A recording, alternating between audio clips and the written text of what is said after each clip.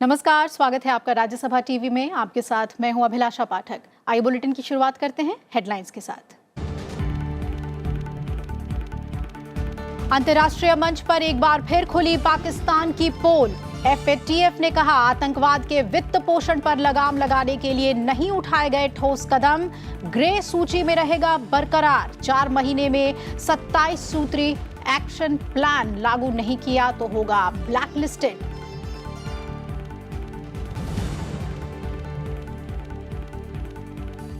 नमस्ते ट्रंप कार्यक्रम में अमेरिका के राष्ट्रपति के स्वागत के लिए जोरों पर तैयारियां। डोनाल्ड ट्रंप के भारत आगमन से पहले अहमदाबाद में अमेरिकी खुफिया विभाग ने की मॉक ड्रिल। सोमवार को प्रधानमंत्री नरेंद्र मोदी के साथ करेंगे 22 किलोमीटर लंबा रोड शो।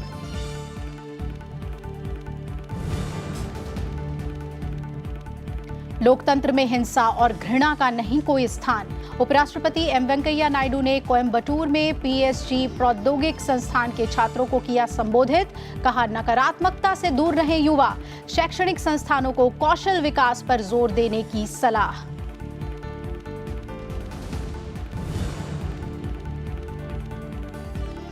देश भर में श्रद्धा पूर्वक मनाया जा रहा है महाशिवरात्रि का त्योहार। उपराष्ट्रपति एम वेंकैया नायडू कोयम्बटूर में आयोजित ईशा योग केंद्र के समारोह में हुए शामिल। अब से कुछ देर में कार्यक्रम को करेंगे संबोधित।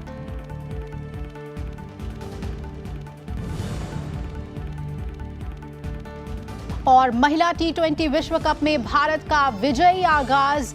टीम इंडिया ने अपने पहले मुकाबले में मेजबान ऑस्ट्रेलिया को 17 रनों से हराया। 4 विकेट लेकर भारतीय गेंदबाज पूनम यादव बनी player of the match.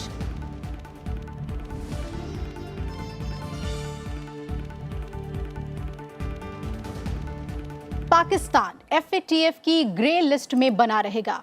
Terror funding और मनी लॉन्ड्रिंग पर नजर रखने वाली अंतर्राष्ट्रीय संस्था फाइनेंशियल एक्शन टास्क फोर्स यानी एफएटीएफ ने आतंकवाद के वित्त पोषण पर काबू पाने में नाकाम रहने के कारण पाकिस्तान को अगले 4 महीने तक ग्रे लिस्ट में ही रखने का फैसला किया है। पाकिस्तान को ग्रे लिस्ट से बाहर होने के लिए जून तक का समय और दिया गया है। पाकिस्तान को जून 2020 तक 27 बिंदुओं वाले एक्शन प्लान पर पूरी तरह से अमल करने के लिए कहा गया है। यदि पाकिस्तान ऐसा करने में विफल रहा तो उसे ब्लैकलिस्ट कर दिया जाएगा।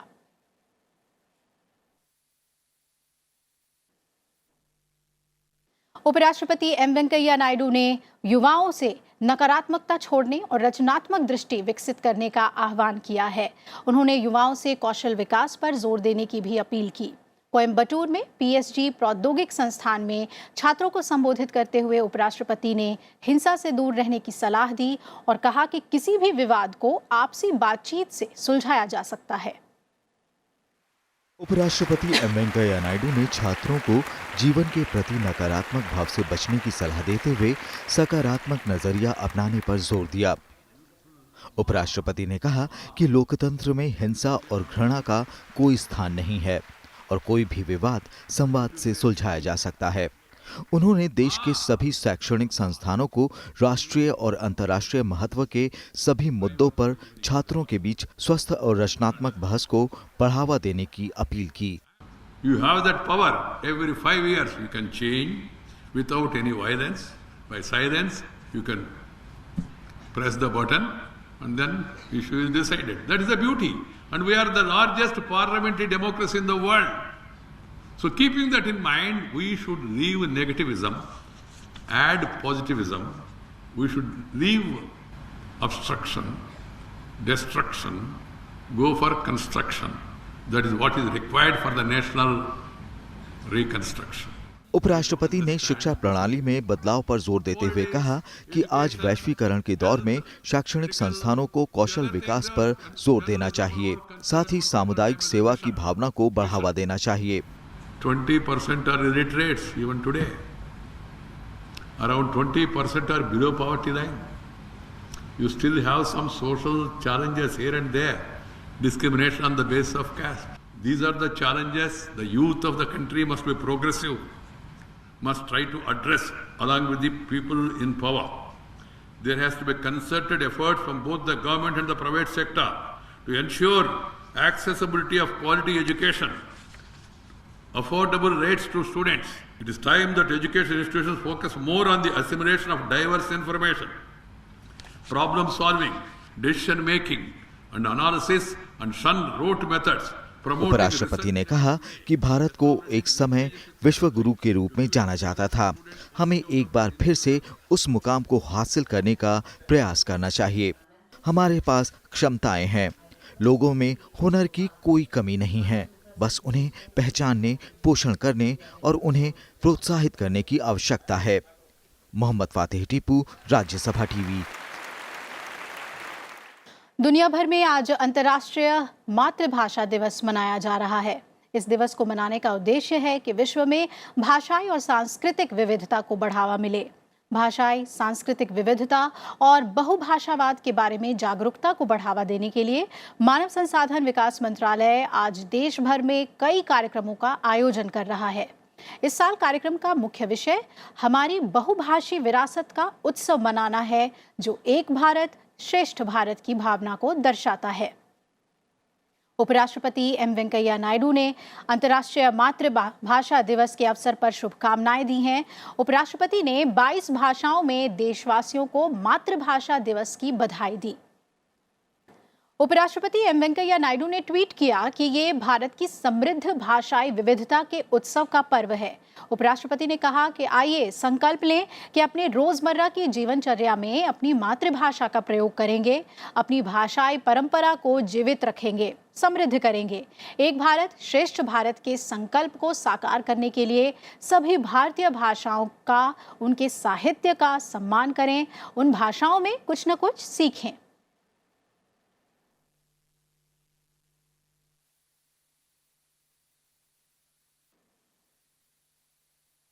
महाराष्ट्र के मुख्यमंत्री उद्धव ठाकरे और राज्य के पर्यटन और पर्यावरण मंत्री आदित्य ठाकरे ने आज दिल्ली में प्रधानमंत्री नरेंद्र मोदी से उनके आवास पर मुलाकात की। बैठक में उद्धव ठाकरे ने प्रधानमंत्री नरेंद्र मोदी के नागरिकता संशोधन कानून, राष्ट्रीय नागरिक रजिस्टर और राष्ट्रीय जनसंख्या रजिस्टर के बारे में भी बातचीत की।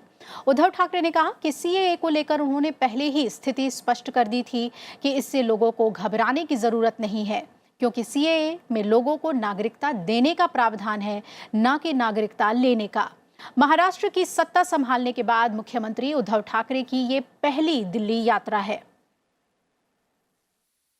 एनआरसी के बारे में बीच में शायद संसद में ही भूमिका स्पष्ट की है केंद्र सरकार ने। एनआरसी पूरे देश में लागू नहीं किया जाएगा। आसाम तक की बात है, वहां भी जो कुछ चल रहा है सबको पता है। रही बात एनपीआर की, वो और सेंसस तो हर 10 साल में होता है, वो होने की आवश्यकता है। और मैंने मेरे राज्य के सारे तमाम जितने नागरिक हैं उनको आश्वस्त किया है, किसी के भी अधिकार मैं किसी को भी छीनने नहीं दूंगा।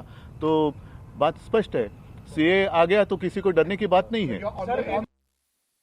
प्रधानमंत्री नरेंद्र मोदी कल देश में पहली बार आयोजित हो रहे खेलो इंडिया यूनिवर्सिटी गेम्स का उद्घाटन करेंगे। यह आयोजन भुवनेश्वर में 22 फरवरी से 1 मार्च तक किया जाएगा।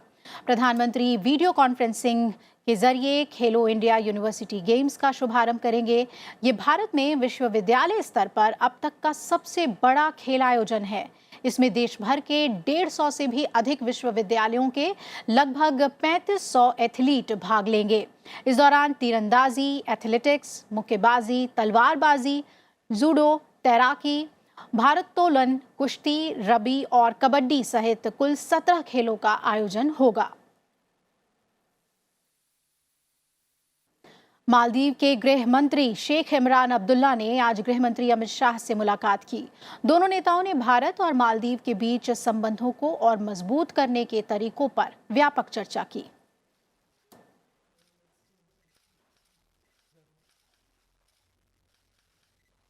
रक्षा मंत्री राजनाथ सिंह ने आज दिल्ली छावनी में थल सेना भवन की आधारशिला रखी। 29 एकड़ भूमि में फैला ये नया सेना मुख्यालय मानेकशॉ केंद्र के नजदीक तैयार किया जाएगा। इस मौके पर रक्षा मंत्री ने कहा कि इस भवन का निर्माण देश के लिए अपने प्राण न्यौछावर करने वाले वीर जवानों के बलिदान के प्रतीक के रूप में किया जाएगा। उन्होंने कहा कि सशस्त्र बलों के शौर्य और बलिदान से ही राष्ट्र मजबूत हुआ है। इस मौके पर सेना प्रमुख जनरल मनोज मुकुंद नरवणे भी मौजूद रहे। बहुमंजिले सेना मुख्यालय में करीब 6,000 सैन्य कर्मियों के रहने की व्यवस्था होगी। नया थल सेना भवन सभी सेना मुख्यालयों को एक छत के नीचे लाने का काम करेगा, जिससे कार्य क्षमता में इजाफा होगा। थल सेना भवन में नवसृजित प्रमुख रक्षा अध्यक्ष का कार्यालय भी होगा। नए थल सेना भवन के 5 साल में बनकर तैयार होने की उम्मीद है। यह पहला पत्थर सेना भवन का एक सोर्स ऑफ इंस्पिरेशन के रूप में, एक प्रेरणा के स्रोत के रूप में हम सबके लिए यह काम करेगा।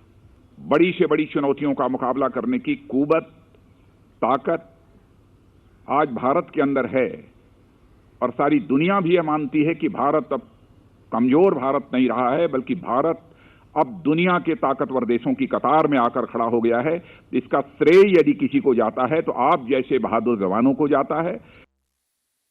राजधानी दिल्ली में आज से 3 दिवसीय राष्ट्रीय जैविक खाद्य महोत्सव की शुरुआत जवाहरलाल नेहरू स्टेडियम में हो गई है। केंद्रीय खाद्य प्रसंस्करण उद्योग मंत्री हरसिमरत कौर बादल और महिला एवं बाल विकास मंत्री स्मृति ईरानी ने महोत्सव का उद्घाटन किया। राष्ट्रीय जैविक खाद्य महोत्सव का उद्देश्य जैविक बाजार को मजबूत करना और जैविक उत्पादों की तैयारी में लगी महिला उद्यमियों को प्रोत्साहित करना है। महोत्सव में देश भर से लगभग 180 महिला उद्यमी और विभिन्न स्वयं सहायता समूह जैविक उत्पादों से बने तरह तरह के व्यंजनों को प्रदर्शित कर रहे हैं। महोत्सव का विषय भारत के जैविक बाजार की संभावनाओं को प्रदर्शित करना है। महोत्सव के उद्घाटन के मौके पर केंद्रीय मंत्री हरसिमरत कौर बादल ने कहा कि भारत में जैविक क्षेत्र सालाना 17% की गति से बढ़ रहा है। The kind of demand that I'm seeing internationally is not going to be too far. That our World Food India, which was an international fair that my ministry did, now it's going to be this organic festival, which is going to build up to the same size and same scale. And I won't be surprised if India is going to be the first country in this area that is going to be holding an organic festival, which today is starting off with national representation. But I can rest assure you that by the time we have done 2-3 fairs, this is going to be an international organic fair in the near future. केंद्रीय मंत्री स्मृति ईरानी ने कहा कि सरकार किसानों और महिला उद्यमियों को स्थायी और उचित माहौल प्रदान करने के साथ साथ खाद्य प्रसंस्करण के क्षेत्र में नवीनतम तकनीकों के साथ जुड़ने का काम कर रही है। The government's commitment to ensure that nutritious food is made available to families and especially women and children can be seen under the Prime Minister's flagship scheme, Poshan. I'm hopeful that today's festival is just the beginning of a long partnership. Bengaluru में AIM के कार्यक्रम में विवादित नारे लगाने वाली लड़की के बयान पर बीजेपी ने हमला बोला है। बीजेपी प्रवक्ता संबित पात्रा ने कहा कि इससे साफ होता है कि उसे किस तरह की आज़ादी चाहिए। नागरिकता संशोधन कानून के विरोध में पूरे देश में जिस तरह की घृणा की राजनीति कुछ लोग कर रहे हैं, ये उसका उदाहरण है। ये सारे लोगों को बरगला रहे हैं। एक बात स्पष्ट होता है कि कहीं ना कहीं कुछ लोगों के मन में खोट जरूर है और वो मुसलमानों को एक कैनन फॉडर के रूप में उनको बरगलाकर, उनके सामने झूठ परोसकर, उनको झूठ बोलकर CAA के प्रोटेस्ट के नाम पर जिस प्रकार की वार्तालाप कर रहे हैं, जिस प्रकार का एक षड्यंत्र रच रहे हैं, वो आज हम सब देख रहे हैं। आइए यहाँ पर एक ब्रेक के लिए रुकते हैं, फौरन हाजिर होंगे, बने रहिए हमारे साथ।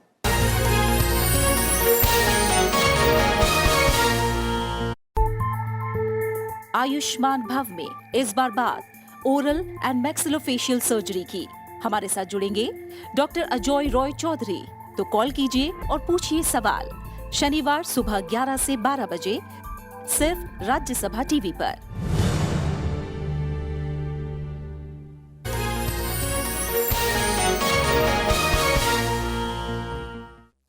ब्रेक के बाद स्वागत है आपका। अमेरिकी राष्ट्रपति डोनाल्ड ट्रंप के स्वागत के लिए अहमदाबाद पूरी तरह से तैयार है। अमेरिकी राष्ट्रपति डोनाल्ड ट्रंप के स्वागत के लिए अहमदाबाद तमाम तरह की तैयारियों में जुटा हुआ है। दुनिया के सबसे बड़े क्रिकेट स्टेडियम में डोनाल्ड ट्रंप और प्रधानमंत्री नरेंद्र मोदी नमस्ते ट्रंप कार्यक्रम में हिस्सा लेंगे। मोटेरा स्टेडियम को लगातार सजाने का काम चल रहा है। अमेरिकी राष्ट्रपति डोनाल्ड ट्रंप अपने भारत दौरे की शुरुआत अहमदाबाद से ही करेंगे। 24 फरवरी से शुरू हो रहे इस अहम दौरे में अहमदाबाद में 22 किलोमीटर लंबे रोड शो में विभिन्न राज्यों का प्रतिनिधित्व करने वाले 28 मंच होंगे। स्टेडियम में होने वाला नमस्ते ट्रंप कार्यक्रम अमेरिका में हुए हाउडी मोदी के तर्ज पर ही होगा।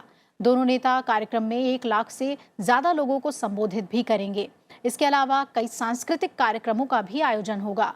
ट्रंप के दौरे को लेकर आज अहमदाबाद में तैयारियों को देखते हुए मॉक ड्रिल भी की गई। राष्ट्रपति डोनाल्ड ट्रंप और प्रथम अमेरिकी महिला मेलानिया ट्रंप फिर आगरा का दौरा करेंगे, जिसके लिए तैयारियों को अंतिम रूप दिया जा रहा है। ट्रंप दंपत्ति ताजमहल के करीब 1 घंटा वहां बिताएंगे और इसके बाद ट्रंप दिल्ली के लिए रवाना हो जाएंगे। दिल्ली में 25 फरवरी को राष्ट्रपति भवन में उनका शानदार स्वागत किया जाएगा। इसके बाद ट्रंप दंपत्ति महात्मा गांधी को श्रद्धांजलि देने राजघाट जाएंगे। दोपहर में हैदराबाद हाउस में प्रतिनिधि मंडल स्तर की वार्ता होगी।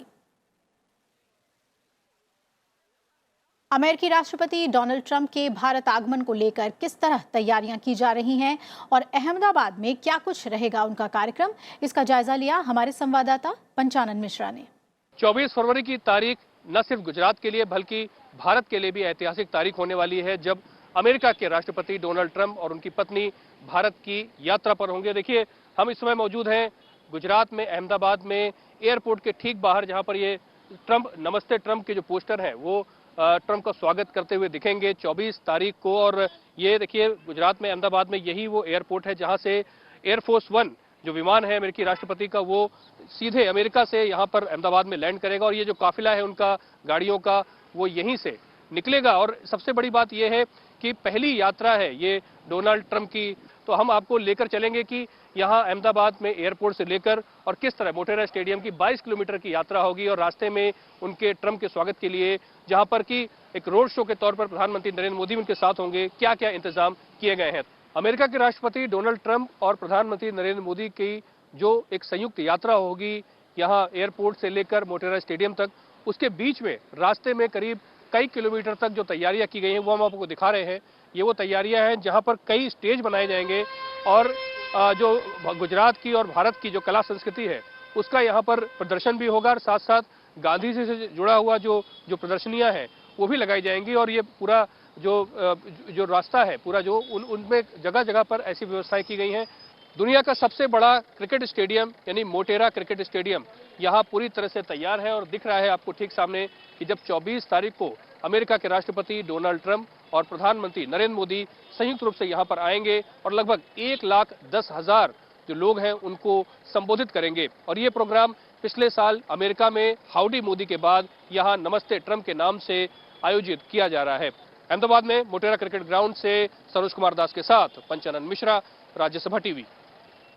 और आइए अहमदाबाद का ही रुख कर लेते हैं। पंचानन मिश्रा हमारे साथ जुड़ रहे हैं। पंचानन, आपकी रिपोर्ट को हम देख रहे थे, बहुत ही विस्तृत तैयारियां की जा रही हैं अमेरिकी राष्ट्रपति के आगमन को लेकर।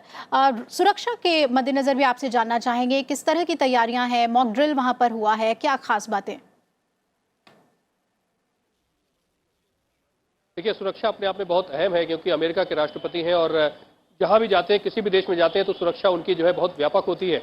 और हम यहाँ पर देख रहे हैं कि लगातार जो सुरक्षा के उपकरण हैं वो अमेरिका से यहाँ पहुँच रहे हैं। काफ़ी उपकरण यहाँ पहुँच भी चुके हैं और जो जैसा बताया गया कि जो इंटरनल सिक्योरिटी होगी वो अमेरिकन होगी और उसके बाद जो है एसपीजी और भारतीय सुरक्षा का घेरा होगा। हम आपको तस्वीर दिखा रहे हैं, ये मोटेरा स्टेडियम की तस्वीर है और मोटेरा का वही स्टेडियम है जहाँ पर जिस 24 तारीख को ट्रंप पहुँचेंगे करीब 12 बजे यहाँ एयरपोर्ट पर, उसके बाद सीधा यहाँ रोड शो करते हुए मोटेरा आएंगे। और ये पूरे 3 घंटे का जो कार्यक्रम उनका गुजरात का है ऐतिहासिक होने वाला है क्योंकि ठीक 5 महीने पहले ह्यूस्टन अमेरिका में जो प्रोग्राम हाउडी मोदी हुआ था उस कार्यक्रम के बाद ये कार्यक्रम हो रहा है और भारत में और नमस्ते ट्रंप के नाम से है। इसको लेकर पूरे गुजरात में, अहमदाबाद में उत्साह नजर आता है और साथ साथ सुरक्षा के बहुत व्यापक इंतजाम है जिसका सामना कई लोगों को और हम लोग को भी करना पड़ रहा है। लेकिन क्योंकि ट्रंप और प्रधानमंत्री की सुरक्षा की बात है इसलिए उस व्यापक इंतजामों को हम देख रहे हैं। लेकिन कुल मिलाकर माहौल बहुत सकारात्मक है और ये बात भी हो रही है कि कोई बड़ी डील भी भारत और अमेरिका के बीच में हो सकती है। जी बिल्कुल पंचानन, हम समय समय पर लौटते रहेंगे आपके पास ताज़ा अपडेट के लिए। फिलहाल बहुत बहुत शुक्रिया आपका पूरी जानकारी हमें देने के लिए। इधर बजट सत्र के दूसरे चरण में रेल मंत्रालय के कामकाज पर संसद के दोनों सदनों में चर्चा होगी। उच्च सदन 291 सत्र के दूसरे चरण में कृषि और किसान कल्याण मंत्रालय और ग्रामीण विकास मंत्रालय दोनों के कामकाज पर एक साथ चर्चा करेगा। वहीं एमएसएमई मंत्रालय, विधि और न्याय मंत्रालय और रेलवे मंत्रालय के कामकाज पर भी अलग से चर्चा होगी। वहीं लोकसभा ने 2020-21 के लिए अनुदान मांगों पर चर्चा और मतदान के लिए रेलवे, सामाजिक न्याय और अधिकारिता, पर्यटन, स्वास्थ्य और परिवार कल्याण मंत्रालय, विदेश और आवासन और शहरी कार्य मंत्रालय का चयन किया है।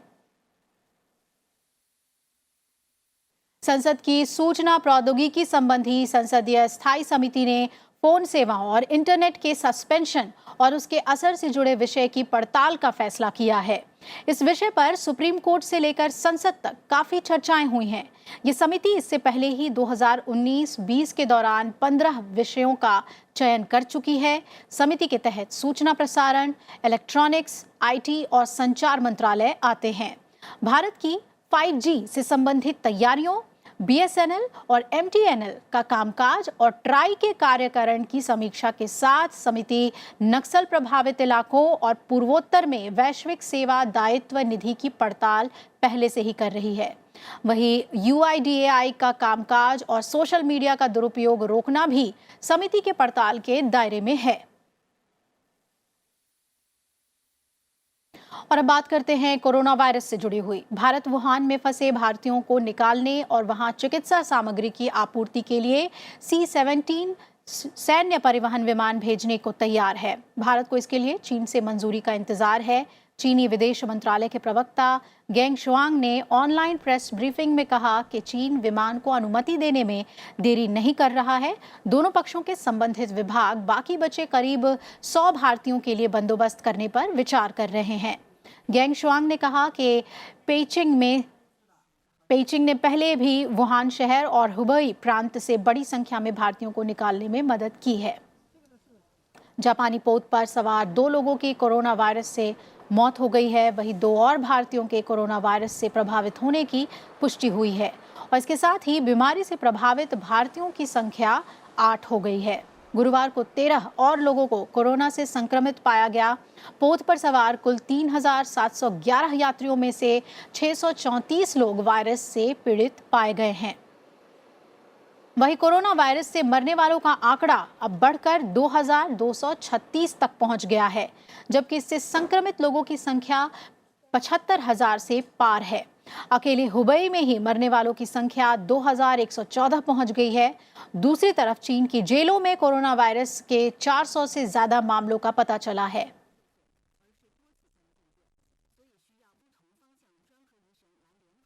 आज महाशिवरात्रि है और इस पावन मौके पर देश भर के शिव मंदिरों में सुबह से ही भक्तों की भीड़ देखी गई। वाराणसी में शिव और शक्ति के महामिलन के पवित्र मौके पर शिवालयों में श्रद्धालुओं का जमावड़ा दिखा। 12 ज्योतिर्लिंगों में सबसे महत्वपूर्ण बाबा विश्वनाथ के दर्शन के लिए भक्तों की भीड़ रात से ही कतार में थी। लोगों ने इस खास मौके पर गंगा में डुबकी भी लगाई। बात राजधानी दिल्ली की करें तो राजधानी के तमाम शिव मंदिरों में सुबह से खास रौनक रही। भक्त शिव की आराधना करते नजर आए। दिल्ली के पुराने मंदिरों में शामिल गौरी शंकर मंदिर में श्रद्धालुओं की भारी भीड़ उमड़ी। बाबा गोरखनाथ की नगरी में भी शिवरात्रि की धूम रही। वहीं झारखंड में भी शिव भक्त बाबा भोले के रंग में रंगे नजर आए। महाशिवरात्रि के मौके पर राष्ट्रपति, उपराष्ट्रपति और प्रधानमंत्री ने देशवासियों को बधाई दी है।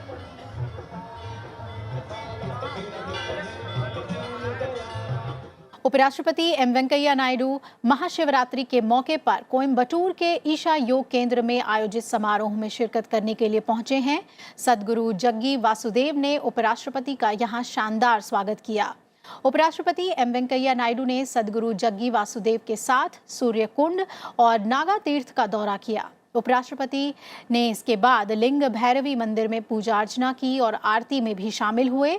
इसके बाद उन्होंने ध्यान लिंग के भी दर्शन किए। उपराष्ट्रपति थोड़ी देर में यहां कार्यक्रम को संबोधित करने वाले हैं। और अब बात पर्यावरण और जलवायु परिवर्तन को लेकर करते हैं।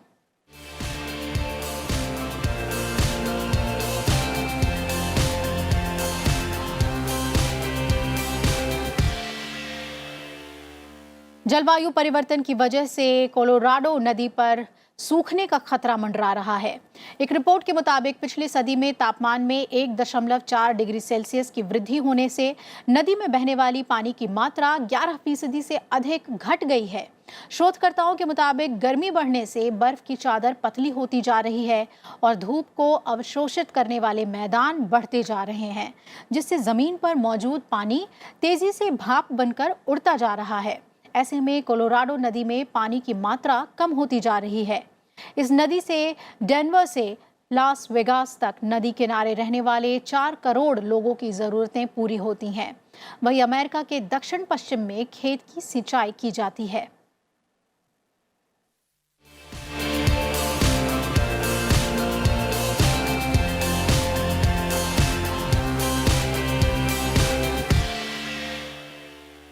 और बात क्रिकेट की करते हैं। महिला T20 विश्व कप में भारतीय टीम ने जीत के साथ आगाज किया है।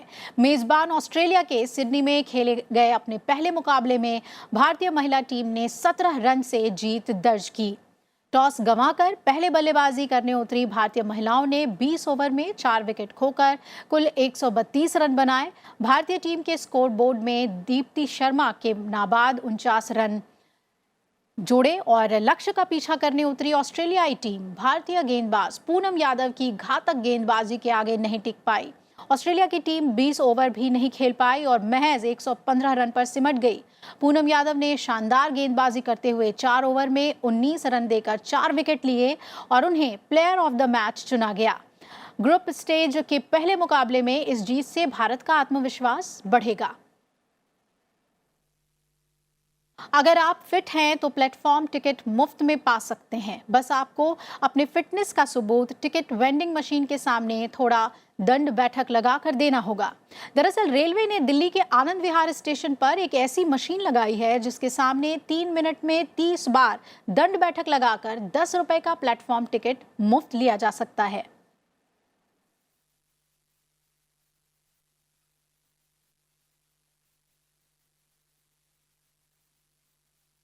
और ईशा फाउंडेशन के शिवरात्रि कार्यक्रम को उपराष्ट्रपति एम वेंकैया नायडू संबोधित कर रहे हैं। आइए सीधा